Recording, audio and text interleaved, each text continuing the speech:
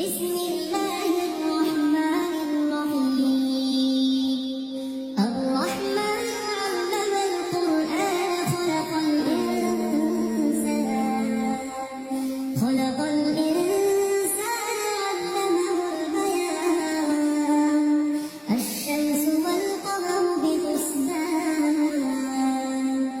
والنجم والشجر يسجدان والسماء رفعها ووضع الميزان ألا تطغوا في الميزان وأقيموا الوزن بالقسط ولا تخسروا الميزان والأرض وضعها للأنام فيها فاكهة والنخل ذات الأكمام والحب ذو العصف والريحان فبأي آلاء ربكما تكذبان خلق الإنسان من صلصال كالفخار وخلق الجان من مارج من نار فبأي آلاء ربكما تكذبان رب المشرقين ورب المغربين فبأي آلاء ربكما تكذبان مرج البحرين يلتقيان بينهما برزخ لا يبغيان فبأي آلاء ربكما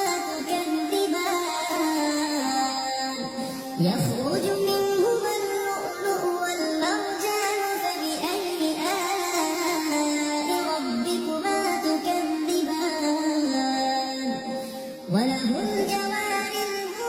المنشآت في البحر كالأعلام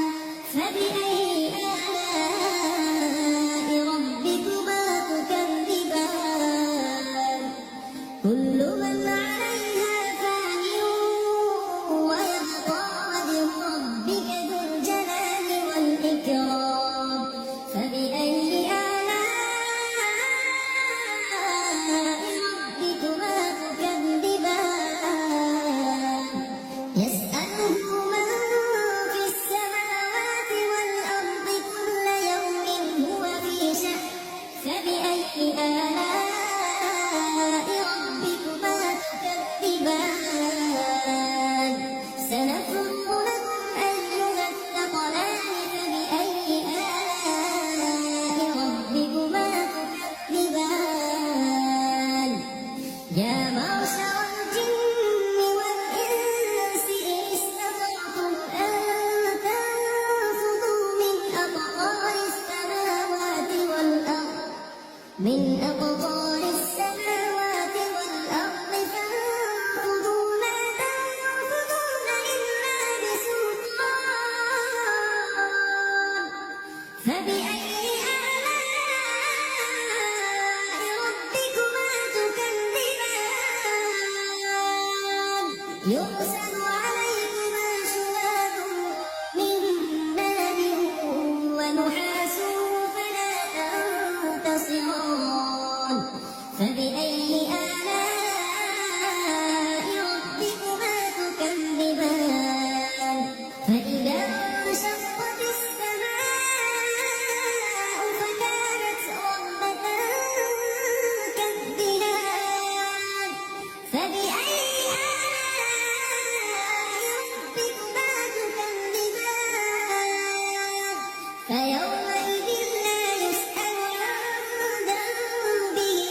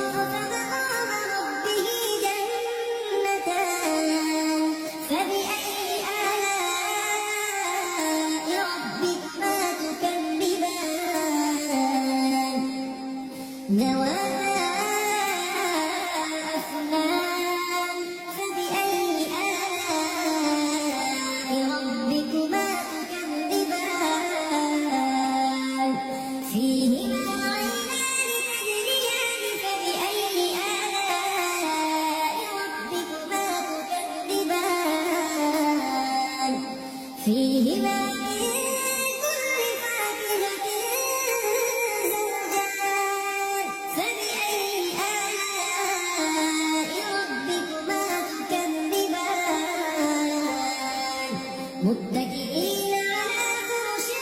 بطائنها من استبرق وجنى الجنتين دان فبأي آلاء ربكما تكذبان فيهن قاصرات الطرف لم يطمثهن إنس قبلهم ولا جان فبأي آلاء ربكما تكذبان كأنهن الياقوت والمرجان فبأي آلاء ربكما تكذبان هل جزاء الإحسان إلا الإحسان فبأي آلاء ربكما تكذبان ومن